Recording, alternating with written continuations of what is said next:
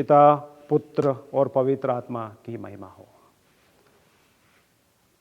आप सभी के साथ त्रिएक परमेश्वर की आराधना करने का, आपके साथ संगति करने का जो अवसर प्रभु ने जो मुझे दिया है, उसके लिए मैं प्रभु का हृदय से धन्यवाद करता हूँ। आज से 2000 साल पहले जब यीशु मसीह इस पृथ्वी पर था, उन दिनों में विनम्रता या दूसरों की सेवा करने का जो गुण है, उसे तुच्छ माना जाता था। लोग उसे कमजोरी का संकेत मानते थे। उदाहरण के लिए, आज की आराधना के बाद आपका याजक घोषणा करता है कि अगले शनिवार को हम अपने गांव या शहर में एक सफाई अभियान चलाएंगे। हम मिलकर सड़कों को साफ करेंगे, कचरा कूड़ा को इकट्ठा कर कर फेंकेंगे, नालियां साफ करेंगे। तो शायद आप में से कुछ लोग सोच सकते हैं, अरे सड़क साफ करना, नालियां साफ करना, दूसरों के द्वारा फेंके गए कचरों को उठाना, ये एक अपमानजनक, एक नीचा काम है। बल्कि दूसरों के जीवन में दीनता का गुण देकर हम प्रशंसा करते हैं, लेकिन उस गुण को स्वयं के जीवन में अनुभव करने से हम अपने आप को रोक लेते हैं। हमारे कलीसिया की लक्ष्यनरी के आधार पर आज के लिए दिया गया विषय विनम्रता और सेवा के लिए बुलाहट के आधार पर हमने 4 पाठों को पढ़ा।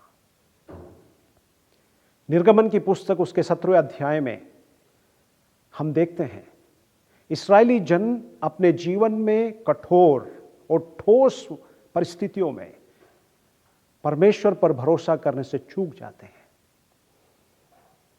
वे सोचते हैं कि परमेश्वर ने जो वायदा किया है उसको पूरा होते हुए वे देख नहीं रहे हैं। इसी क्षेत्र में भी हमारा संघर्ष है। हम लोग शिकायत करने में, गलतियां ढूंढने में, कुड़कुड़ाने में काफी माहिर हैं। जीवन की बातों के बारे में जब हम शिकायत करते हैं, ऐसा करने से पिछले दिनों में जो परमेश्वर की आशीष जो हमने अपने जीवन में अनुभव किया था, उसको भूल रहे हैं।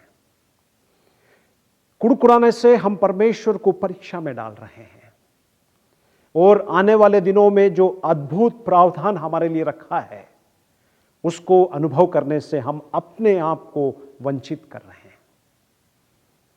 भजन 25 में परमेश्वर पर भरोसा करने और उसके मार्ग को ढूंढने के लिए उल्लेख किया गया है।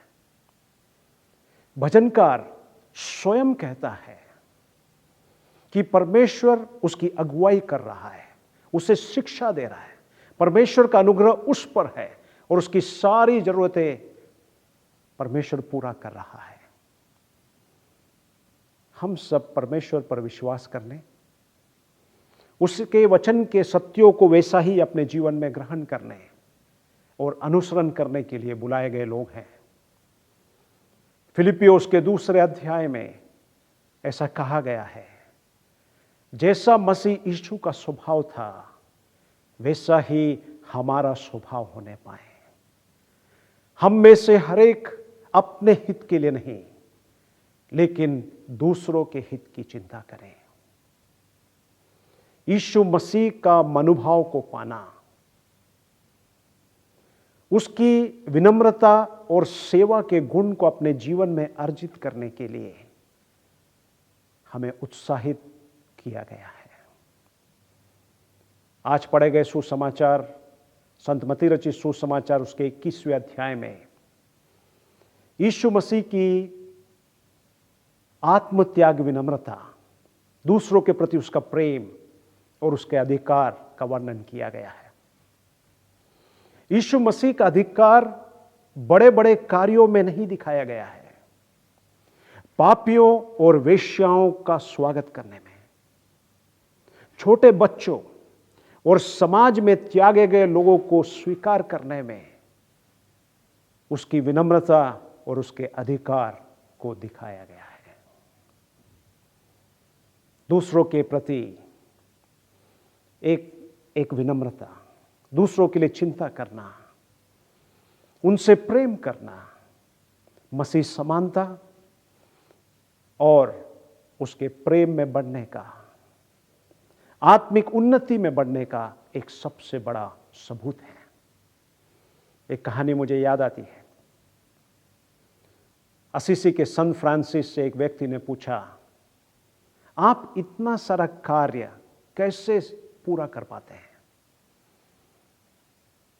संत फ्रांसिस ने कुछ देर सोचने के बाद कहा, शायद ऐसा हो सकता है कि प्रभु ने इस पृथ्वी पर एक सबसे कमजोर और निर्बल व्यक्ति को ढूंढा होगा, और जब उन्होंने मुझे देखा तो उनको लगा होगा, हां, मैंने एक व्यक्ति को ढूंढा है। यदि मैं इसके माध्यम से काम करूंगा तो कभी भी इसको घमंड नहीं होगा। हर वक्त यही सोचेगा कि प्रभु मेरी कमजोरी और अज्ञानता और मूर्खता को इस्तेमाल कर रहा है। इतना कहने के बाद उसने अपने मित्र को देखते हुए कहा, तुम अपनी आंखों में छोटे हो सकते हैं, लेकिन परमेश्वर को तुम्हारी जरूरत है। तुम उनकी सेवा करो। प्रभु यीशु को मिलने वाली प्रशंसा और तारीफ वाली विनम्रता और दूसरों से प्रेम, ये प्राप्त करने का लक्ष्य हमारे जीवन में होना चाहिए। और हमारी यही प्रार्थना है कि ये विनम्रता जिसको आप कमजोरी ना समझें, ये विनम्रता जो आपको निरुत्साहित, कमजोर या आलसी नहीं बनाती है, बल्कि आपको ये अतोत्साहित करती है, साहसी बनाती है, उससे भी बढ़कर ये आपको एक दास, यीशु मसीह के समान एक सेवक के रूप में बनाती है। हमारी प्रार्थना है कि ये कार्य, ये गुण प्रभु आप सभी के जीवन में विकसित करने पाए, और आपके समुदाय, आपकी कलीसिया, अन्य लोगों के साथ के आपके रिश्ते में ये विनम्रता और दूसरों के प्रति प्रेम का गुण प्रकट होने पाए। प्रभु आपको आशीष दे।